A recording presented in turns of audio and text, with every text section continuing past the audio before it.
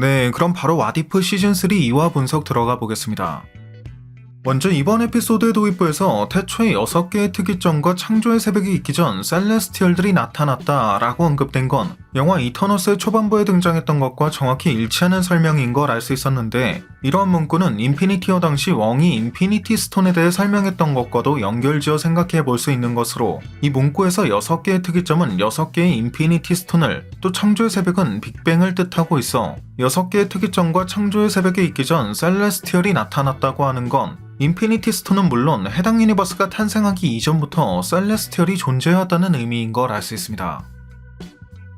이처럼 대단한 셀레스티얼의 힘을 흡수하기 위해 에거사도 세트장 내에 룬을 설치하는 등 나름의 준비를 해온 걸 알 수 있었는데, 이때 이터널스의 상징이라고 할 수 있는 원형의 문양을 여기저기서 볼 수 있는 건 다른 이터널스의 힘을 흡수한 에거사 또한 이터널스와 마찬가지로 코스믹 에너지를 사용할 수 있게 되었기 때문일 것이고, 실제로 이카리스의 블래스트라던가 마카리의 스피드스터 능력, 길가메시의 파워 건틀렛, 테나의 무기술 등을 사용하는 걸 볼 수 있었지만, 특이한 건 이 이터널스의 문양과 함께 6망성도 아닌 8망성이 새겨져 있는 걸 볼 수 있다는 것이었죠.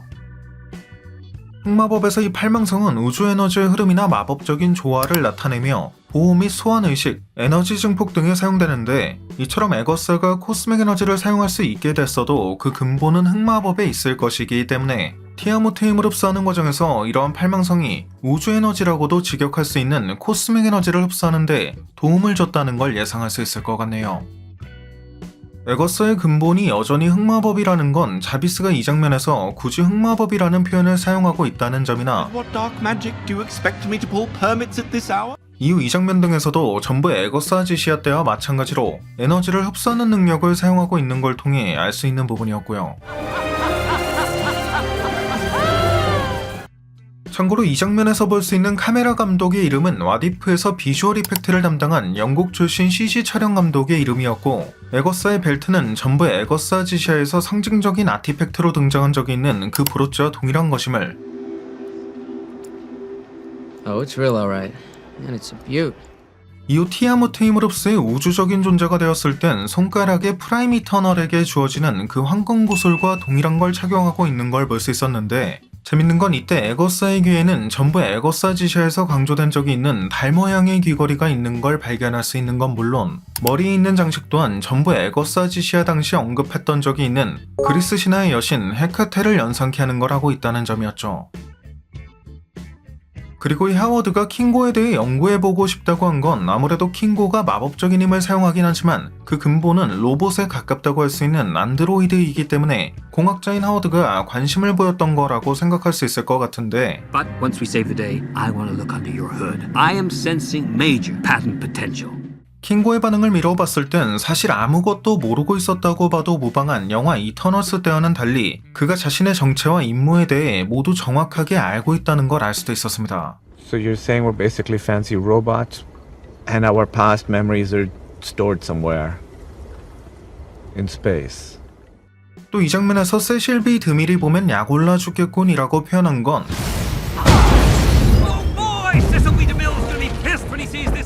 골든글러브 시상식에 그의 이름을 딴 세실 B 드밀상이라는 공로상이 있을 정도로 세실 B 드밀은 대규모 세트와 수백 명의 엑스트라, 웅장한 특수효과 등 크고 화려한 대작 영화로 유명한 고전 할리우드 시대의 전설적인 영화 감독이지만, 이러한 장면은 그 대단한 세실 B 드밀조차 질투할 정도로 엄청난 장면이었다라는 의미였다고 보면 될 것 같네요.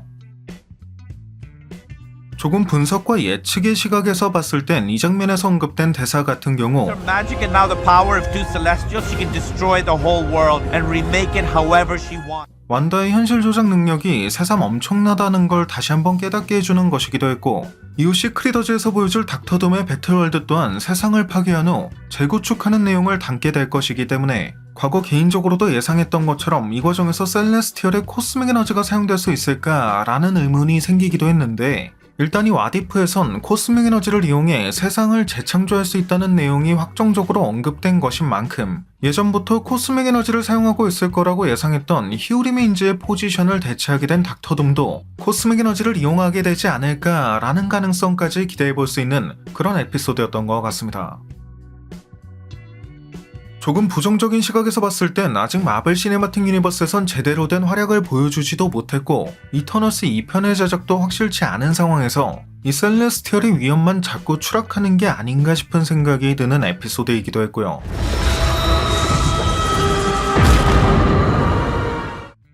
아무튼 마지막 장면에선 과거 이터널스 당시에도 등장한 적이 있는 네자르, 제미야와 함께 아마도 그 색감과 외형의 특징을 미루어 원작의 질환이 아닐까 싶은 보랏빛의 셀레스티얼이 등장하는 걸 볼 수 있었고 그 대사를 통해 이들이 향후 지구에 올 것임을 대놓고 암시하고 있는 걸 볼 수도 있었는데 Pretty concerned that killing Arishem has probably drawn the Celestials' attention. 마침 앞선 에피소드에서도 나름 오픈 결말로 끝을 맺은 메가헐크가 마지막 에피소드 무렵 재등장할 가능성을 예상했기 때문에 이러한 흐름대로면 마지막 에피소드 무렵엔 각 에피소드를 대표하는 캐릭터들과 사건이 하나의 유니버스에 모여 더욱 거대한 사건을 만들게 된다는 식의 전개도 기대해볼 수 있을 듯 합니다. 네, 오늘 준비한 영상은 여기까지였습니다. 영상이 재밌고 유익하셨다면 잊지 마시고 꼭 구독과 좋아요 그리고 알림 설정해주시면 감사하겠습니다. 그럼 지금까지 올원이었습니다.